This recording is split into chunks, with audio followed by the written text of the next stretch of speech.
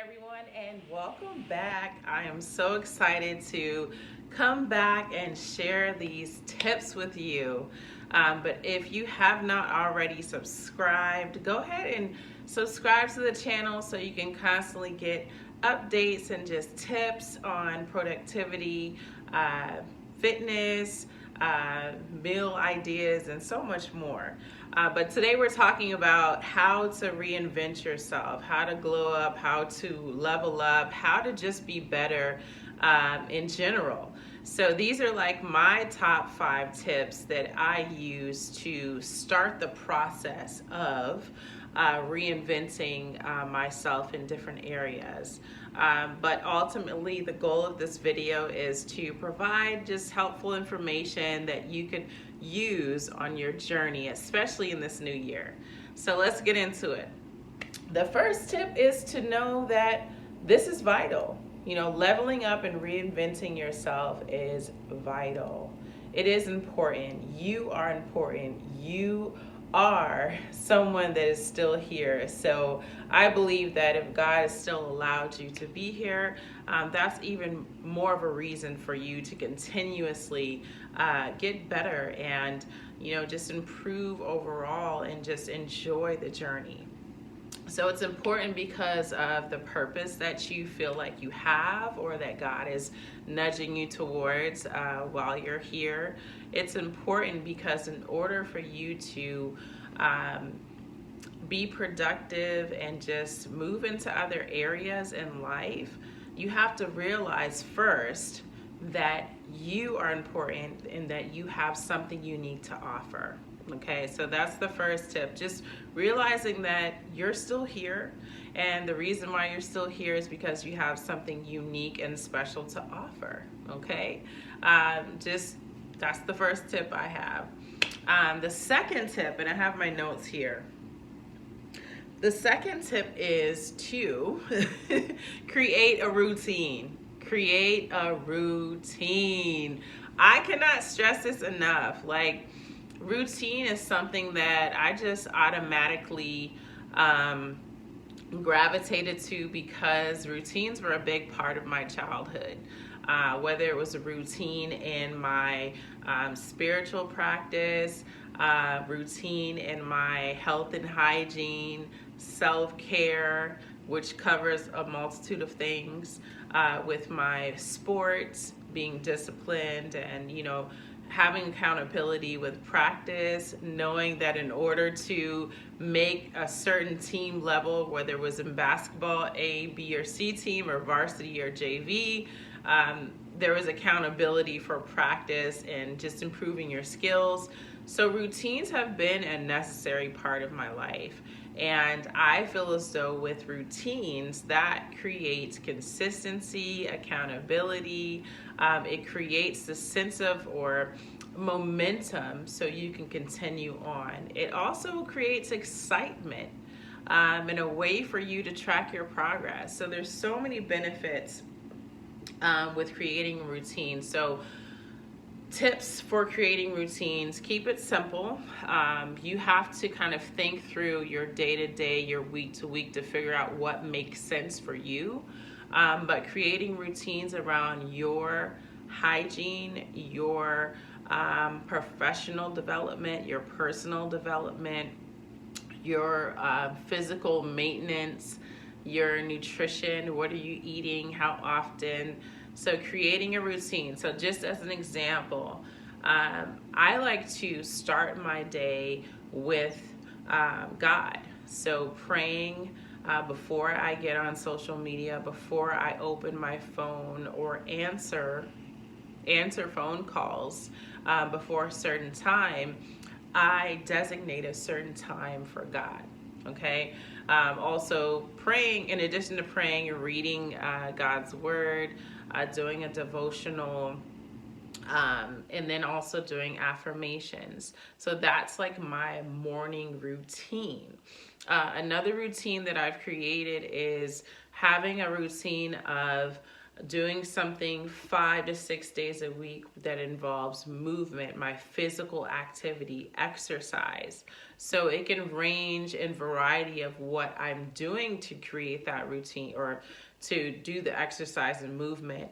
But I know without a shadow of a doubt that 5 to 6 days during the week, it could be Saturday through Thursday, or it could be a Monday through Saturday type of situation.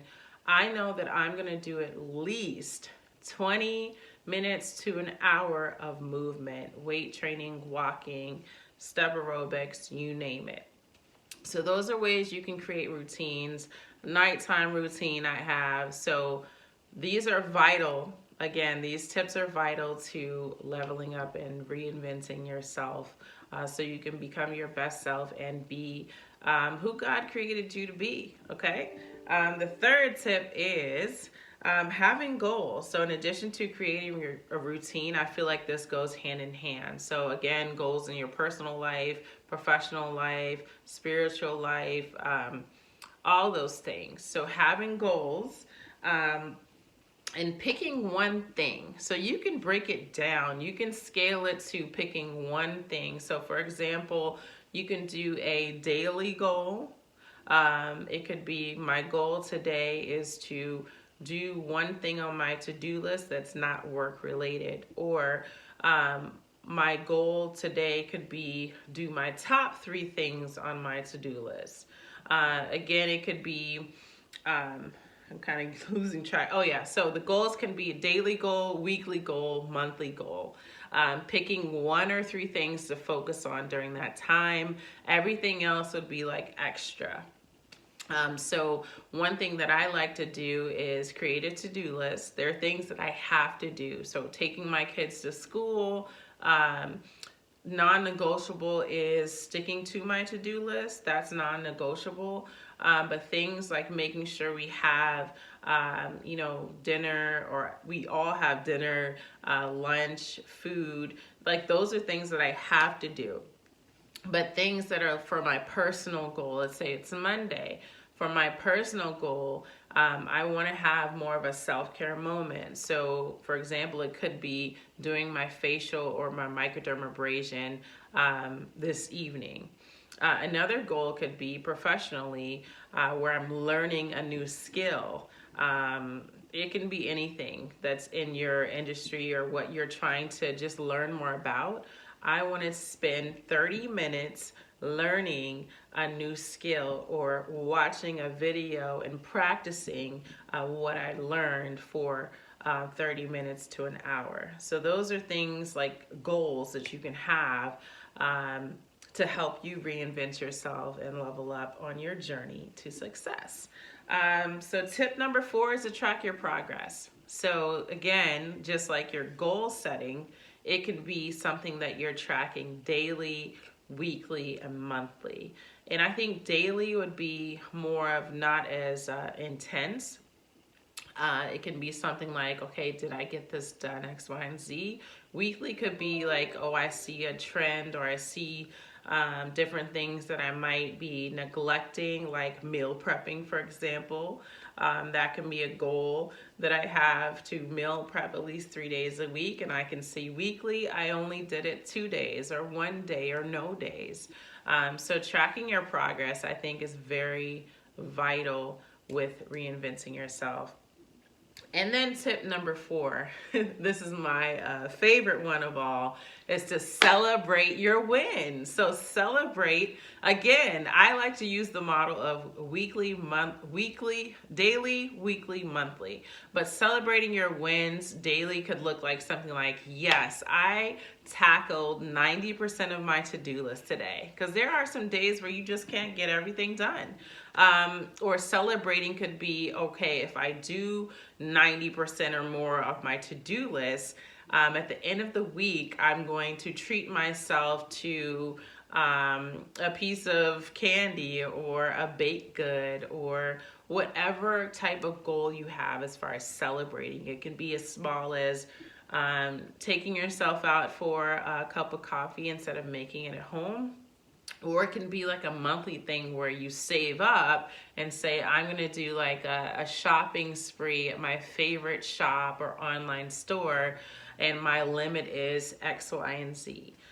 For accomplishing my goal. And it can be quarterly as well, celebrating your wins quarterly, where it could be a larger scale where you're going on a staycation or a weekend getaway, or adding more money to your savings, whatever the celebration is.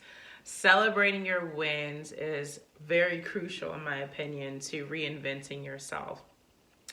This helps you stay accountable to your goals and to what you want to accomplish, because the whole point is for you to be your best self, for you to figure out what you want to do and how you want to give back, and be present to your family, your friends, and to your purpose and to others. So hopefully these tips are helpful. Let me know which ones you're currently using, or just what tip inspires you and you want to try and implement this week.